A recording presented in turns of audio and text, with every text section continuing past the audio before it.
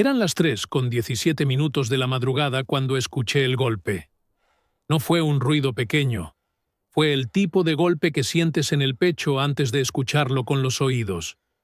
Un impacto sordo, profundo, seguido de un silencio que duró exactamente 2 segundos, y luego un bramido que cruzó toda la oscuridad del rancho, como si el campo entero hubiera despertado de un mal sueño. Me levanté de la cama sin encender la luz. No sé por qué, pero mis pies ya sabían hacia dónde ir.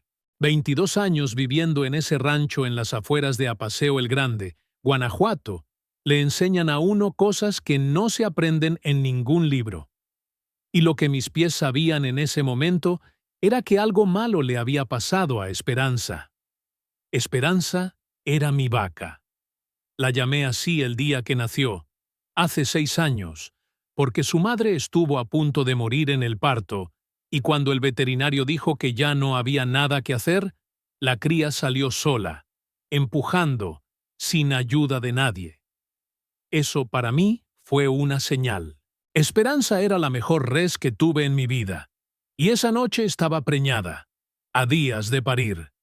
Salí al patio con la linterna. El viento de enero en Guanajuato corta diferente. No avisa, simplemente llega y te mete el frío hasta los huesos. Alumbré hacia el corral. El portón estaba abierto. No por descuido mío. Estoy seguro de eso. Nunca lo dejé abierto en mi vida.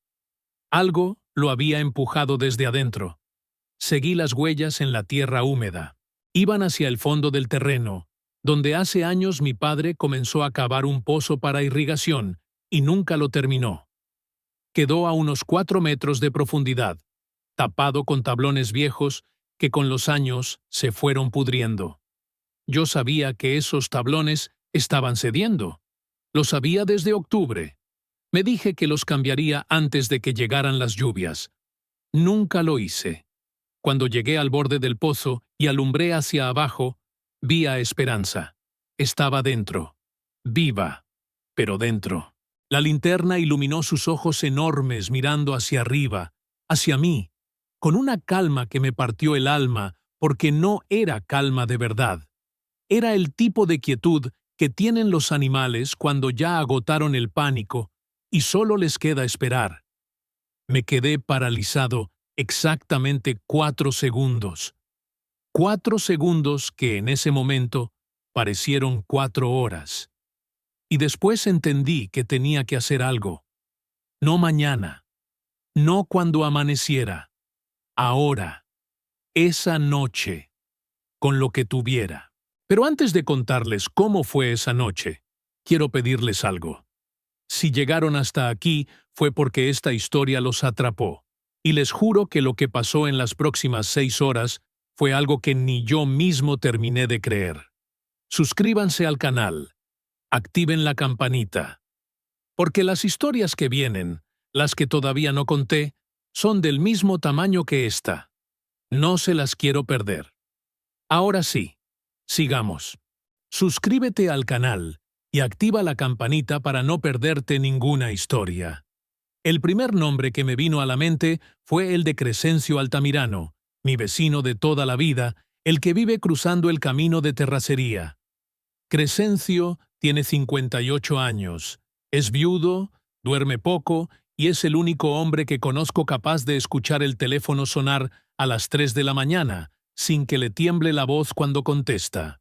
«¿Qué pasó, Fortino?», dijo, y yo me di cuenta de que ni siquiera esperé a que yo hablara. Ya sabía que si yo llamaba a esa hora era porque algo estaba mal. Esperanza cayó al pozo del fondo. Le dije, «Está viva, preñada. Necesito ayuda». Hubo un silencio. 3 segundos. Escuché el ruido de unas botas golpeando el piso de madera. «Dame 10 minutos». Colgué y marqué a Gervasio Mondragón, que vive más lejos, pasando la curva del mezquite, pero que tiene un tractor con pluma que usa para cargar pacas de alfalfa. Gervasio tardó más en contestar. Cuando lo hizo, su voz sonaba como si hubiera tragado arena. «¿El tractor?», repitió, como si no hubiera entendido bien la pregunta. «Sí, el tractor». con todo. Fortino, son las 3 de la mañana. Lo sé. Otro silencio. Escuché cómo encendía la luz de su cuarto. Ahorita voy. Marqué 7 números más esa noche. A Rubén Espinosa, el herrero del ejido que siempre tiene sogas de acero enrolladas en su camioneta. A los hermanos Palomino, Clementino y Macario, que viven juntos, y cuando uno va, el otro siempre va atrás. A doña Refugio Castellanos, que no iba a jalar cuerda pero sabía más de partos de vacas que cualquier veterinario del municipio, y yo sabía que Esperanza podía necesitarla antes de que amaneciera. A Isaías Peralta, joven de 22 años, el más fuerte del rancho, capaz de cargar cosas que ningún otro hombre en la zona se atrevería a intentar. Y a Epifanio Guerrero, que tiene 71 años y una sola mano, desde un accidente con una trilladora en 1997, pero que jamás en su vida le dijo que no a nadie que lo necesitara. Mientras esperaba que llegaran, bajé al pozo con la linterna. Esperanza me miró. El pozo tenía aproximadamente 1,20 m de diámetro. Ella estaba de lado, con las patas dobladas debajo del cuerpo. La panza se movía. El becerro adentro seguía vivo. «Ya vienen», le dije, aunque sé que los animales no entienden palabras. Pero ella dejó de balar. Y eso me dijo más que cualquier otra cosa. 12 personas llegaron esa noche a mi rancho. Algunas en pijama, algunas con botas sin amarrar, una con el pelo recogido con un lápiz, porque no encontró una liga. Ninguna me preguntó por qué. Ninguna dijo que no podía. Solo llegaron, miraron hacia el pozo, y después me miraron a mí esperando que dijera por dónde empezar. Y ahí fue donde me di cuenta de que no tenía ni idea de cómo íbamos a sacarla. 12 personas, un pozo de 4 metros, una vaca preñada, y yo sin un plan. ¿Qué íbamos a hacer? Gervasio llegó primero con el tractor, luego Crescencio con 2 lámparas de mano, después los demás, uno por uno, como si el rancho entero hubiera recibido una llamada que yo no escuché. Para las 3:45 de la madrugada, ya éramos 12 personas parados alrededor del pozo, alumbrando hacia abajo con linternas y teléfonos celulares, mirando a Esperanza. Nadie habló por casi 1 minuto.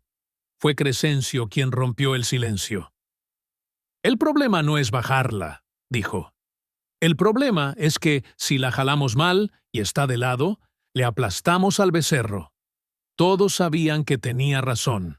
Doña Refugio se hincó en el borde del pozo y estudió la posición del animal, con una concentración que me recordó a los médicos de las películas cuando están operando y no pueden cometer ningún error. «Está del lado izquierdo», dijo. «El becerro está bien por ahora. Pero si la movemos bruscamente o si tarda más de 2 horas en salir, no garantizo nada». «2 horas». Eso fue lo que escuché. 2 horas. Rubén Espinosa extendió sus cuerdas de acero sobre el pasto. Tenía 3, de diferentes grosores. Las estudió como si fueran herramientas de cirugía. Si hacemos un arnés alrededor del cuerpo y pasamos la soga por debajo del vientre y por encima de los cuartos traseros, el tractor puede jalar hacia arriba sin comprimir al becerro, dijo. «¿Lo has hecho antes?», le pregunté. Me miró. «No, pero tiene lógica. Eso fue todo el plan que tuvimos. Una idea que tenía lógica. Dicha a las 4 de la mañana, alrededor de un pozo, en el frío de enero en Guanajuato. Isaías Peralta se ató una cuerda a la cintura y bajamos de manera lenta al pozo, con Clementino y Macario Palomino sosteniéndola desde arriba. Tardó casi 20 minutos en llegar al fondo, porque el diámetro era muy ajustado y tenía que ir con el cuerpo pegado a la pared de tierra. Cuando llegó abajo, le pasó a Esperanza las cuerdas por debajo del cuerpo, con una paciencia que nunca le conocí. La vaca no se movió, no pataleó, no bramó. «¡Se está dejando!», gritó Isaías desde abajo, como si supiera. Doña Refugio dijo en voz baja, sin que nadie le preguntara nada. Los animales saben cuando alguien los está ayudando. Siempre lo saben. Cuando el arnés improvisado estuvo listo, Gervasio puso el tractor en posición. La pluma era para pacas de alfalfa, no para vacas de 450 kilos. Todos lo sabíamos. Nadie lo dijo. Gervasio subió a la cabina, encendió el motor y antes de accionar la palanca, me miró. Si algo sale mal, dijo, no fue culpa mía. Asentí. Empezó a jalar. La cuerda se tensó tanto que empezó a vibrar como cuerda de guitarra. El tractor rugió. La tierra alrededor del pozo empezó a crujir y a abrirse en pequeñas grietas. Y por un momento largo y terrible que duró lo que parece una vida entera, no pasó nada. Esperanza no subió. Y fue entonces cuando escuché el primer ruido que ninguno de los presentes esa noche va a olvidar. La cuerda empezó a crujir, el tractor a renegar, y desde abajo del pozo llegó un sonido que nos heló a todos. ¿Qué estaba pasando? El ruido que salió del pozo no era un bramido normal. Era algo más bajo, más profundo, como si viniera desde adentro de la tierra y no del animal. Duró 3 segundos y luego paró. Y en ese silencio todos escuchamos otra cosa. El crujido de la tierra alrededor del pozo cediendo. ¡Paren!, gritó Crescencio. Gervasio soltó la palanca. El tractor disminuyó. La cuerda quedó tensa, pero el jalón se detuvo. Crescencio se arrodilló junto al borde y miró hacia abajo con su lámpara. Luego se levantó y me miró con una expresión que no supo disimular. «Las paredes del pozo están cediendo», dijo en voz baja, para que no todos escucharan, pero todos escucharon. «Si seguimos jalando así, la boca del pozo se va a desmoronar y Isaías y la vaca van a quedar sepultados». Isaías Peralta estaba todavía abajo, aferrado a la pared del pozo con el agua fría hasta los tobillos, en la oscuridad. «¡Isaías!», grité. «Aquí estoy», respondió, y su voz sonaba firme, pero a mí me pareció escuchar algo detrás de esa firmeza que no me gustó. «¿Estás bien?» «Por ahora sí, pero la tierra está cayendo, Fortino. Está cayendo poquito a poco». Doña Refugio se paró a mi lado. «Hay que sacarlo a él primero», dijo. «Si lo sacamos, no hay nadie abajo para guiar a la vaca», respondí. «Si no lo sacamos y el pozo colapsa, perdemos a los dos». No tuve respuesta para eso. Rubén Espinoza ya estaba revisando las cuerdas. Dijo que la cuerda central, la más gruesa, tenía buena tensión todavía, pero dijo también que si el pozo seguía cediendo, el arnés podía correrse y apretar el vientre de Esperanza en el lugar equivocado. Epifanio Guerrero, el viejo de 71 años y una sola mano, se acercó al borde del pozo y miró hacia abajo durante un rato que a mí me pareció eterno. Luego dijo algo que nadie esperaba. «Hay que cavar». Todos lo miramos. Si ensanchamos la boca del pozo 1 metro en cada lado, la tierra deja de presionar las paredes y el derrumbe se detiene, y la vaca tiene más espacio para moverse al subir. «Eso lleva tiempo», dijo Gervasio. «Todo lo que estamos haciendo lleva tiempo», respondió el viejo. Nadie discutió. Clementino Palomino fue a su camioneta y sacó 2 palas. Macario fue a la mía y sacó una pala y un azadón.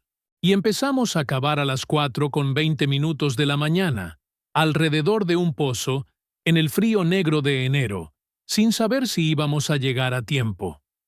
El trabajo duró 45 minutos.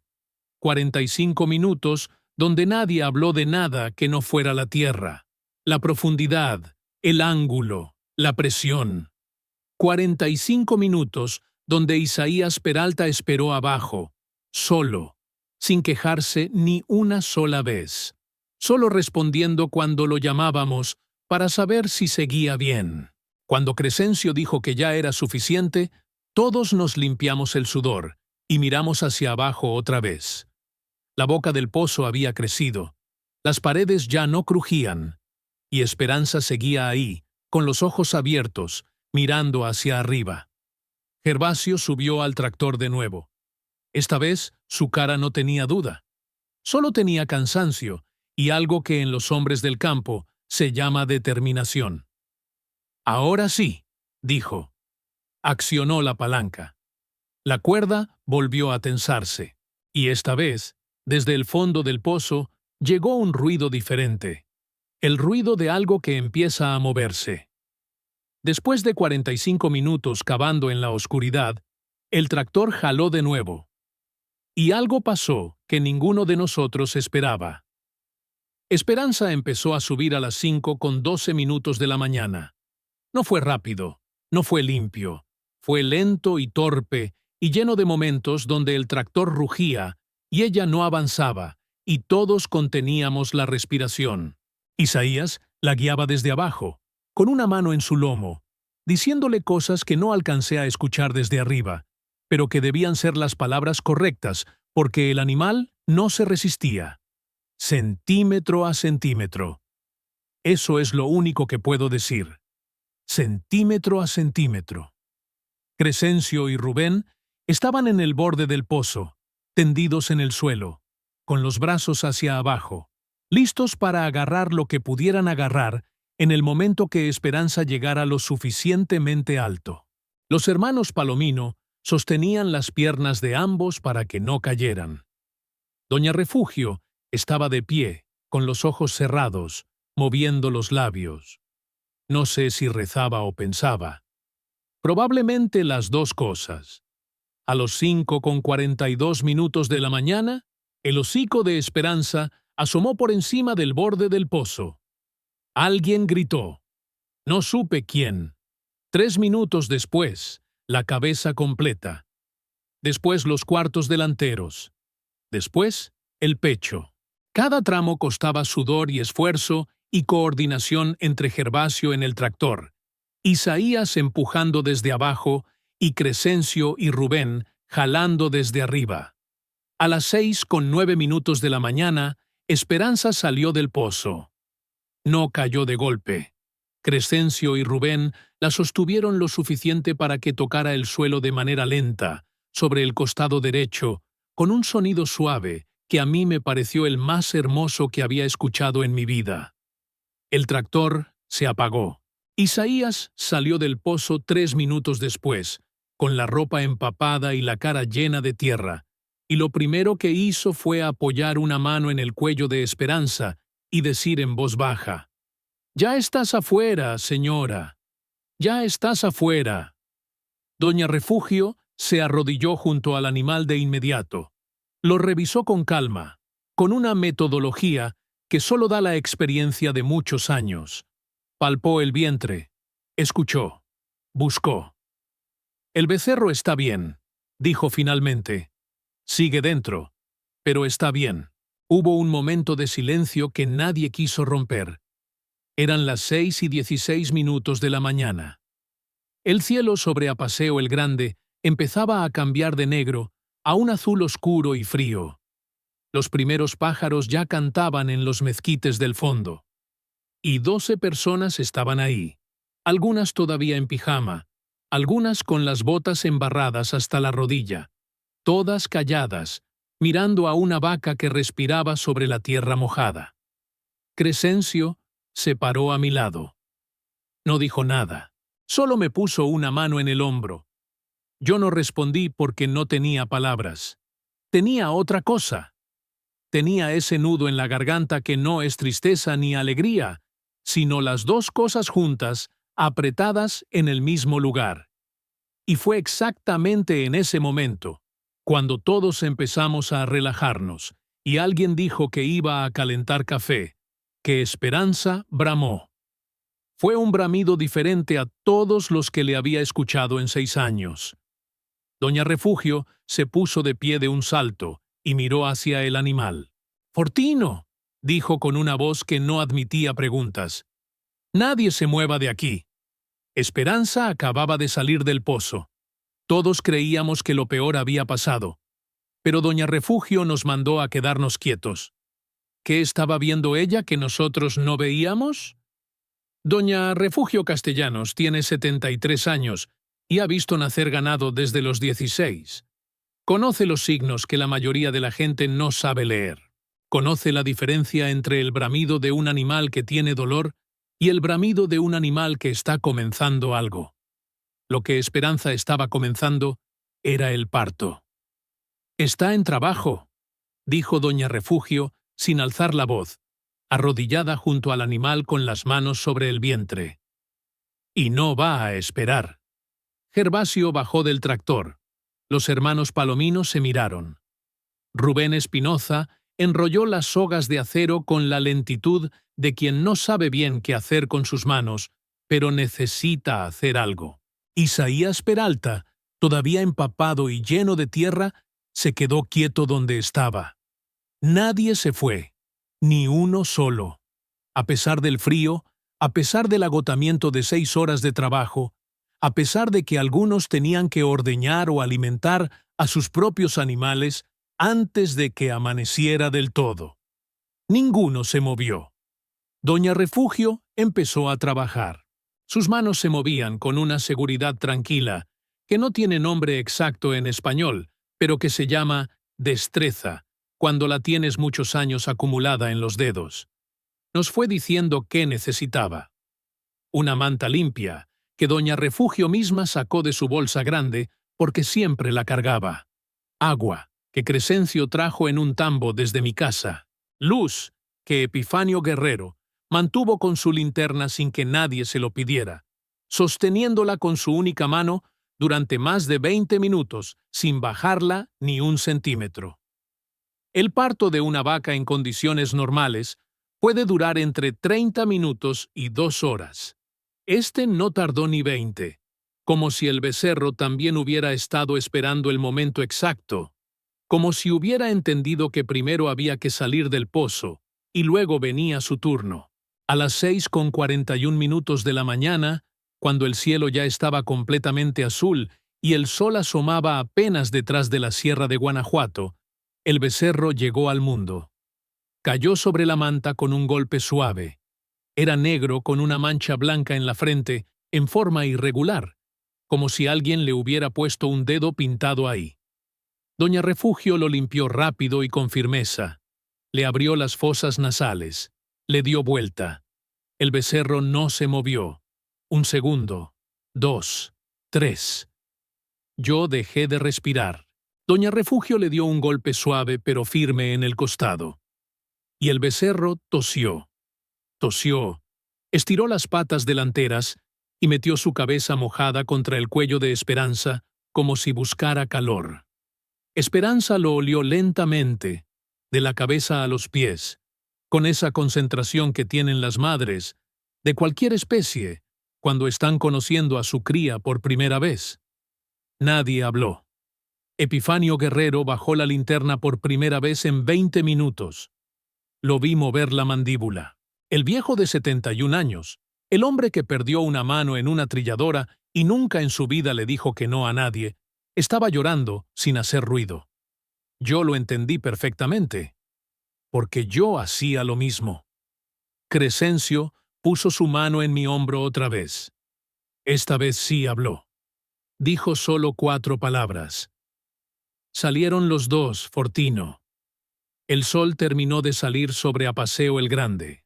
La luz cayó sobre el terreno embarrado, sobre las sogas de acero enrolladas en el suelo, sobre el tractor viejo de Gervasio con el motor todavía caliente, sobre 12 personas en pijama y botas sucias, sobre una vaca que había pasado 6 horas dentro de la tierra y había salido con vida, y sobre un becerro negro con una mancha blanca en la frente que parpadeaba por primera vez ante la luz del mundo.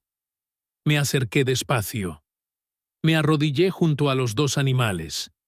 Y lo miré de cerca. Ese momento iba a necesitar un nombre. Un becerro negro con una mancha blanca. Vivo. Sano. Nacido en el terrero al amanecer. Solo faltaba una cosa: darle el nombre que ninguno de nosotros iba a olvidar. Hay momentos en la vida de un hombre del campo que no tienen explicación racional, momentos que no entran en ningún libro de agronomía ni en ningún manual veterinario, momentos que simplemente ocurren y que uno guarda adentro para siempre, como se guarda una foto en el bolsillo de una camisa vieja. Ese amanecer del 4 de enero, en un rancho sin nombre oficial en las afueras de Apaseo el Grande, Guanajuato, fue uno de esos momentos. El becerro intentó ponerse de pie a los 8 minutos de haber nacido. Lo intentó 3 veces. Las 3 primeras cayó, porque las patas todavía no sabían bien qué hacer. La cuarta vez, se paró, torcido, temblando, con las orejas apuntando en direcciones distintas, como si el mundo fuera demasiado grande y todavía no supiera hacia dónde mirarlo, pero parado. Alguien aplaudió. Creo que fue Macario Palomino. Los demás siguieron. No fue un aplauso largo ni organizado. Fue ese tipo de aplauso espontáneo que sale solo, sin que nadie lo decida, cuando algo que debía salir mal, sale bien. Doña Refugio revisó al becerro por última vez. Lo palpó, lo midió con la vista, le revisó los ojos y las patas. Luego se limpió las manos en su delantal y dijo: «Está sano. Los dos están sanos». Eso fue todo lo que dijo. Pero la forma en que lo dijo valía más que un discurso largo. Me paré. Me sacudí la tierra de las rodillas. Miré al becerro, que ya estaba buscando el calostro de esperanza, con esa insistencia torpe y urgente que tienen los recién nacidos cuando todavía no conocen el mundo, pero ya saben exactamente qué necesitan de él. «¿Cómo le vas a poner?», preguntó Isaías. No tardé ni un segundo. «Milagro», dije. Crescencio asintió. Epifanio Guerrero asintió también. Gervasio dijo que era el nombre correcto. Rubén Espinosa no dijo nada, pero sonrió. Y eso valió lo mismo. Entramos a la casa cuando el sol ya estaba completamente arriba. Doña Refugio calentó agua y preparó café de olla en mi estufa, sin pedirme permiso para hacerlo, como si fuera su propia cocina. Comimos lo que había. Pan dulce que quedaba de la tarde anterior. Unas tortillas frías que alguien calentó en el comal. Nadie habló de lo que había pasado durante el desayuno. No porque no hubiera qué decir, sino porque a veces las cosas grandes no necesitan palabras inmediatas.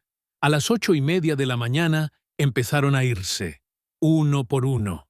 Cada uno agarró su linterna, sus sogas, su camioneta, sus botas embarradas, y se fue de vuelta a su propia vida, a sus propios animales, a sus propias madrugadas, sin esperar las gracias, sin pedir nada. El último en irse fue Crescencio. Se puso el sombrero, miró hacia donde estaban Esperanza y Milagro, juntos bajo el mezquite grande del fondo del terreno, y luego me miró a mí. «Cuando tengas un momento», dijo, «tienes que tapar ese pozo». «Sí», respondí, «lo sé. Y esta vez, hazlo de verdad». Me reí. Fue la primera vez en toda la noche. Esa tarde, con el cuerpo agotado y el sueño encima, salí al terreno a mirar a los 2 animales. Milagro ya caminaba con más seguridad. Esperanza lo miraba todo el tiempo, como hacen las madres, con esa vigilancia tranquila, que no necesita movimiento para ser real. Pensé en las 12 personas que estuvieron esa noche. Personas que llegaron sin preguntarme nada, que trabajaron en el frío hasta las 6 de la mañana, que no pidieron nada a cambio, que son del tipo de gente que ya casi no existe en muchos lugares del mundo, pero que aquí, en los ranchos del interior de Guanajuato, todavía existen. Todavía llegan cuando uno los llama a las 3 de la mañana. Tapé el pozo 4 días después. Lo hice bien, con losa de concreto y varilla, como debía haberlo hecho desde octubre. Y cada vez que paso por ahí y veo la losa gris en el suelo, pienso en Esperanza, en Milagro, en Isaías dentro del pozo, en la oscuridad, en Epifanio sosteniendo una linterna con una sola mano durante 20 minutos sin bajarla. En Doña Refugio, con sus manos que saben más que muchas palabras. Y entiendo que hay noches que no te piden permiso para cambiar algo dentro de ti. Esa noche me cambió. No de manera dramática, no de la manera que cambian las personas en las películas, de la manera silenciosa en que cambian los hombres del campo, sin discurso, sin fecha,